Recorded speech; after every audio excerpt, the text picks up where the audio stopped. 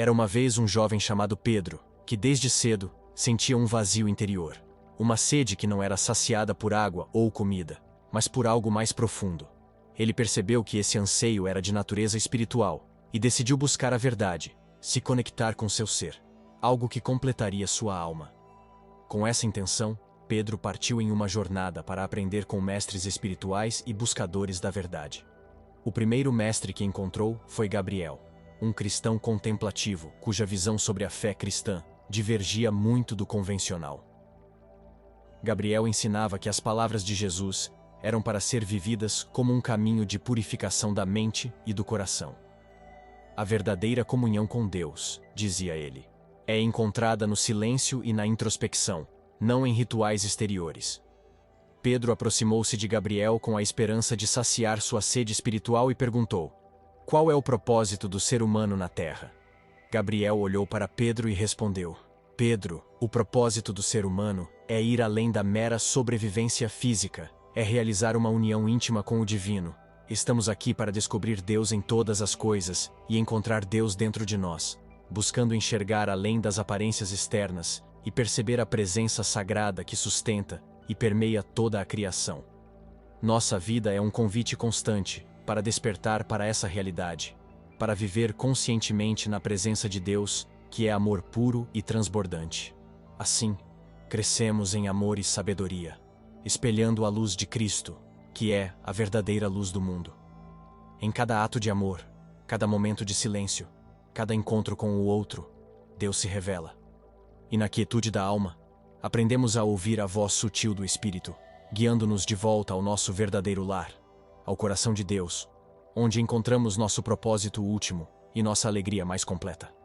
Pedro, sentindo a distância entre ele e o divino, perguntou com sinceridade: mas por que vivemos separados de Deus?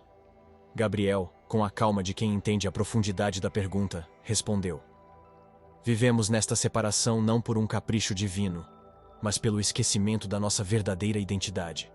Somos criados à imagem de Deus, mas a queda nos fez esquecer essa origem sagrada.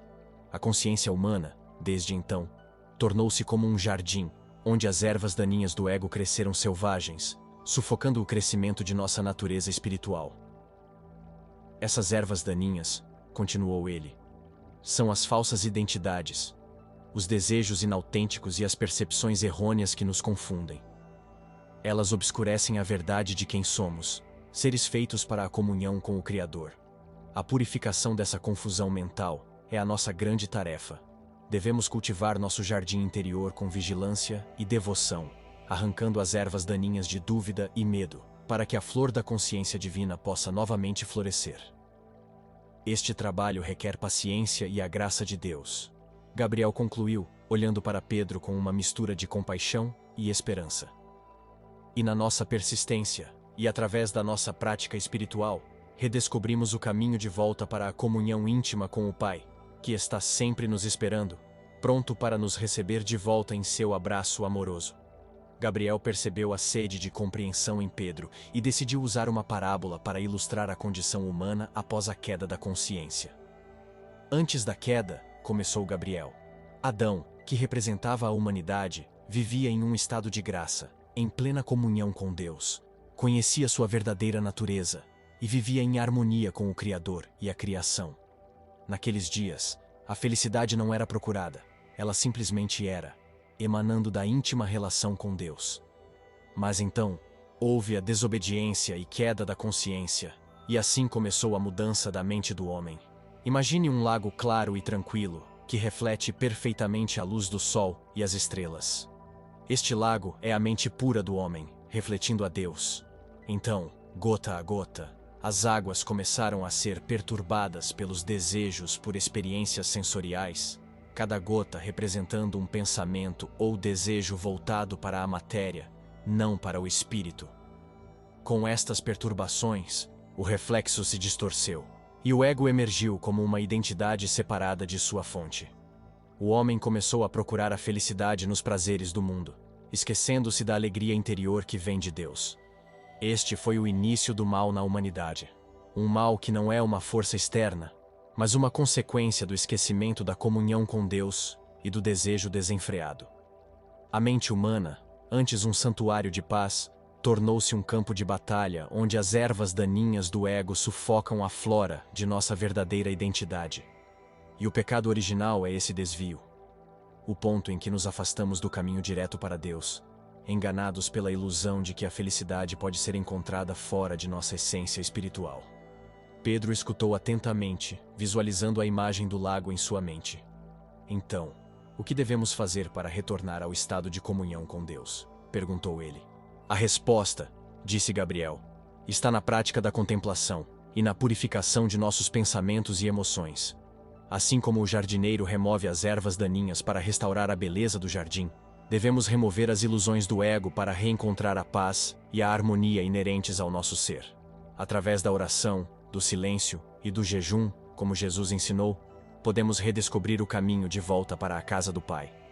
Pedro ponderou profundamente as palavras de Gabriel, sentindo um alinhamento com uma verdade que sempre esteve lá, mas nunca fora totalmente revelada.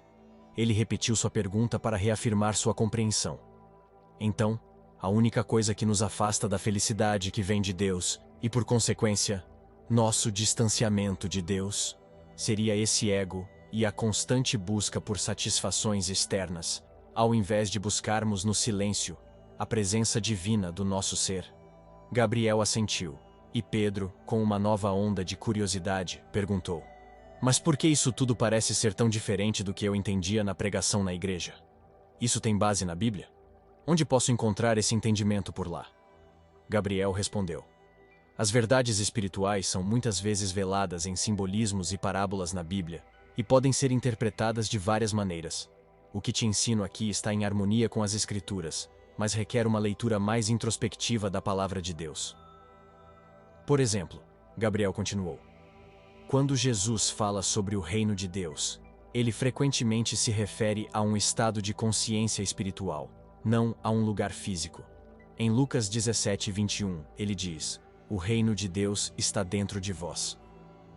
Isso sugere uma busca interior e uma experiência direta com o divino. Em Mateus 6:6, Jesus aconselha seus seguidores a orar em segredo. Mas tu, quando orares, entra no teu quarto, e fechada a porta, ora a teu Pai que está em secreto. Esta é uma clara alusão à prática do silêncio e da solitude para a comunhão com Deus.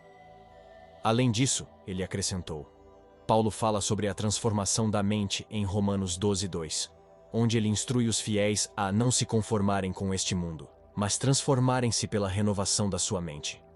Isso implica uma mudança interna, um desapego dos padrões e desejos do mundo material em favor de uma realidade espiritual mais profunda. E o diabo, ele existe de fato? Ou a guerra que temos que travar é interna, sobre corrigir nossa própria mente? Perguntou Pedro, intrigado com a natureza do mal.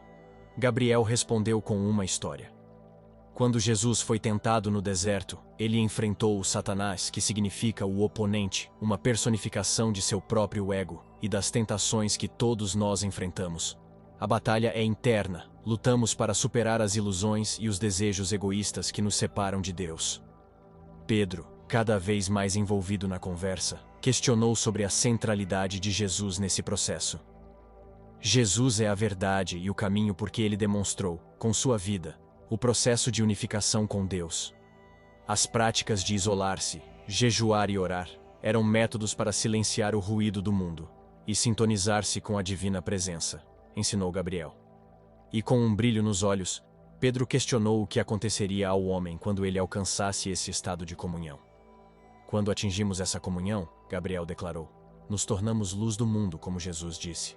Nosso ser, nossa essência, reflete a santidade e a plenitude que Deus deseja para nós. E sim, é possível atingir essa comunhão em vida, é o que Jesus chamou de reino dos céus dentro de você. E com essa união divina, surge uma nova consciência e um corpo transformado, o corpo glorioso, cumprindo a promessa de sermos renovados à imagem de Cristo. Então, o corpo glorioso seria o novo corpo do homem, que ele desenvolve em vida, ao restabelecer sua união com Deus? Pedro perguntou, com os olhos fixos em Gabriel, buscando uma compreensão mais profunda da promessa da ressurreição. A curiosidade de Pedro sobre a natureza do corpo glorioso era palpável no ar fresco da montanha. A pergunta refletia uma ânsia de compreender a promessa de redenção e transformação tão central à fé cristã. Sim, Pedro. O corpo glorioso é o que aguarda ao homem quando ele conseguir se purificar e estabelecer a união com Deus, continuou Gabriel, capturando a atenção de Pedro com um aceno de cabeça. Este corpo é dotado de capacidades que superam qualquer coisa que conhecemos em nosso estado atual. É um estado de ser que reflete nossa verdadeira imagem e semelhança com Deus, livre das limitações impostas pela nossa mente corrompida. Gabriel olhou para o céu, como se estivesse lendo as promessas escritas nas nuvens. A história da expulsão do paraíso e do querubim que guarda o caminho de volta é simbólica do estado de nossa própria consciência. Estamos exilados de nosso estado original não por um lugar geográfico, mas por um estado mental que nos afasta de Deus. Todos os males que afligem o homem derivam dessa separação. Mas ele adicionou com um brilho de esperança em seus olhos.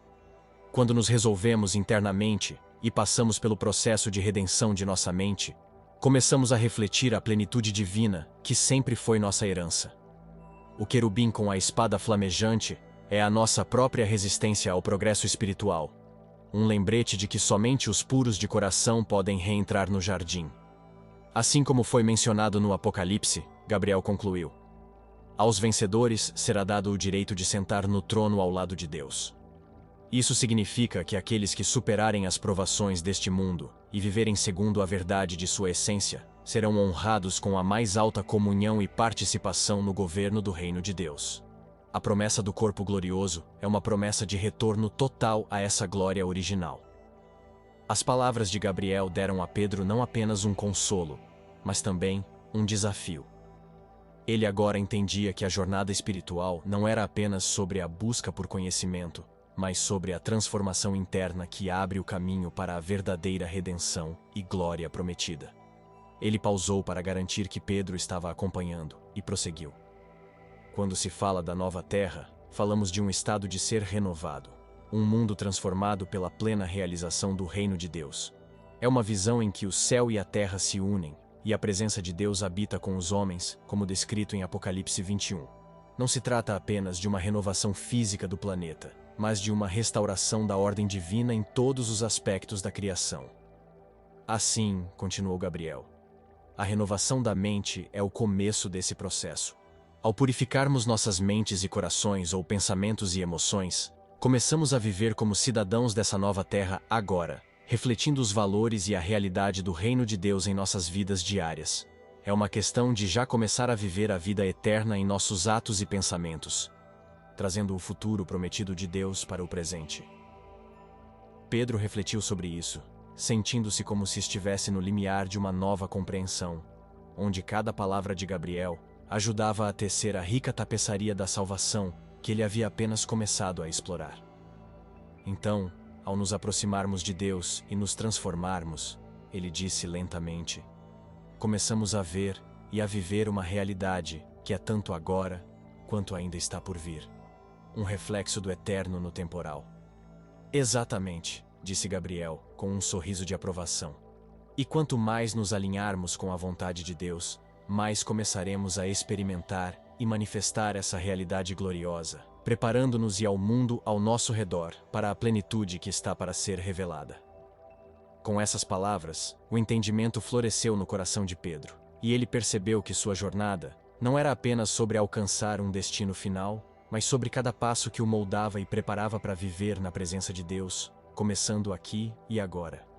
Pedro ficou satisfeito com as respostas que Gabriel lhe ofereceu, e cada palavra que ouviu ressoava dentro dele, alimentando seu espírito e sua busca por compreensão. Ele sabia que tinha encontrado um tesouro de sabedoria nas histórias e nas explicações de Gabriel, mas também reconheceu que sua jornada estava longe de terminar. Orientado por uma profunda inspiração divina, prosseguiu em sua jornada espiritual com o objetivo de compreender plenamente o propósito humano na Terra e sua redenção e comunhão íntima com o Pai, que permeia toda a criação e reside no coração de todos os seres. Se você gostou deste vídeo, se inscreva no canal, curta e compartilhe, para que possamos continuar a jornada de Pedro e seu entendimento sobre a verdade divina. Sua participação é valiosa para seguirmos adiante nesse caminho. Obrigado por assistir.